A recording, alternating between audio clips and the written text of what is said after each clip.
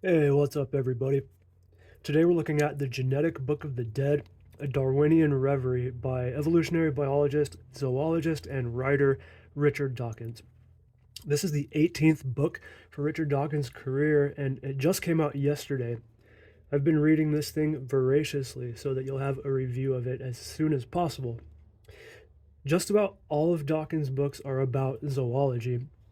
Dawkins' main talent is that he talks about evolution by natural selection using examples from his zoological background. And he's also really big on models, mathematics, computer programs, and simulations, all of which are used in this book, except for the computer programs. Other than that, it's what I've come to expect from Dawkins. I really enjoyed reading this book, but I have a feeling that a person who hasn't read all of his other books might enjoy it a little bit more because, at least for me, a big part of what makes this kind of material special is learning about how amazing life and nature and natural processes are. As most other authors will do, this book contains quite a bit of material from his other books, so I didn't learn as much as I usually would with a Dawkins book. But I really like how he goes through the main concepts of his first two books, The Selfish Gene and The Extended Phenotype, because one of his strengths is showing the reader other ways of thinking about the nature of genes and genetics. I think this is one of the things that Dawkins has over similar authors because not only is it fascinating, but it makes you feel like you're being taught things that you can apply in your thinking about other things. And this is already one of the great things about evolution, but Dawkins has this ability to come up with these metaphors and conceptualizations that I think are very enriching to read about things like the selfish gene and the extended phenotype. And he introduces a new one at the end of this book, which I won't spoil. Dawkins likes to give his books themes so that it's a little more than just a dump of interesting information. Almost all of them are like that. You have Climbing Mount Improbable, which is about how slow incremental genetic change results in major biological feats. There's Unweaving the Rainbow, which is about how understanding the science behind the world does not take away from the majesty of nature, but enhances it. The theme for this book is that the genetic code of an organism could be read almost like a book to make inferences about the life of the organism and the environment it evolved in. The genes of an organism are all selected for their various reasons, and just as the outside of an animal's skin reflects this meticulous selection, all of their other genes, too, have also been shaped by natural selection towards this idea of a working fit for the environment that they evolved in. Not just with the genetic expressions that we can look at, like fur or camouflage, but this applies equally to biochemical and physiological genetic expression.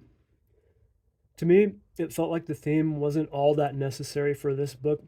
It could have been just a dump of interesting information about genetics and evolution, but I know he likes to have themes for his books.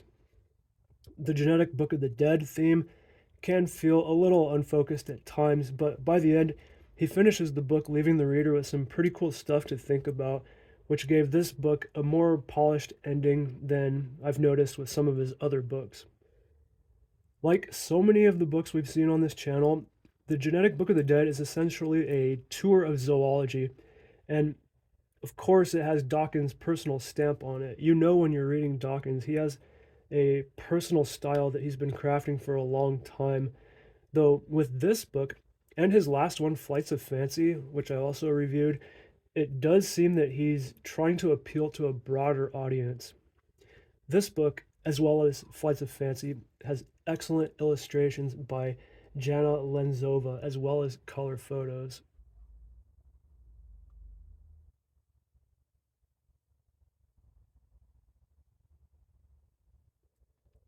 This book is a very well made quality piece. It's got that thick, glossy paper, and it's pretty heavy too. Here's some pictures of camouflage.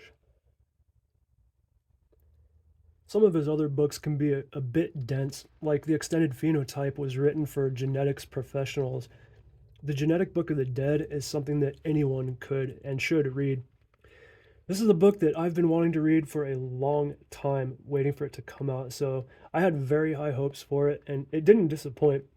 It wasn't a spectacular book, but it's an evolution book that I'd recommend because it's pretty general and broad, as well as just being well written, I think. It's good for anyone who wants to learn about the wonders of biology and nature, and that's evolution, and that's what Richard Dawkins does best.